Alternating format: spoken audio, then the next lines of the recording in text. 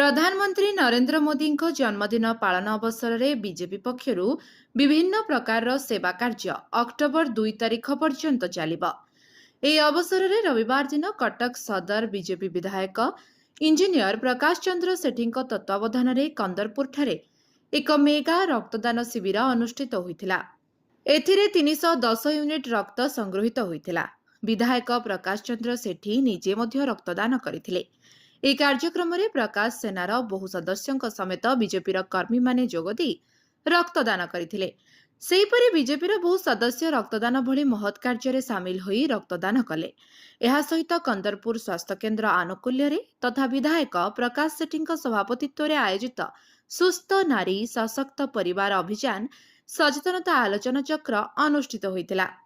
ଏଥିରେ କଟକ ଲୋକସଭା ସାଂସଦ ଭର୍ତ୍ତୃହରି ମହତାବ, ବଡମ୍ବା ବିଧାୟକ ବିଜୟ ଦଳବେହେରା, କଟକ ଜିଲ୍ଲା ବିଜେପି ସଭାପତି ସୁକାନ୍ତ ବିଶ୍ୱାଳ, ରାଜ୍ୟ ମହିଳା କମିଶନ ସଦସ୍ୟା प्रतिभा शतपथी, कटक सदर पंचायत समिति अध्यक्षा भाग्यलक्ष्मी राउत, पूर्वतन अध्यक्ष साधुचरण जेना, रघुनाथपुर पंचायत समितिर पूर्वतन अध्यक्ष रमापद विश्वाल, राज्य बीजेपी कृषक मोर्चा उपसभापति हृषिकेश जेना, जिला परिषद सभ्य प्रदीप्त महाली प्रमुख जोग देइथिले।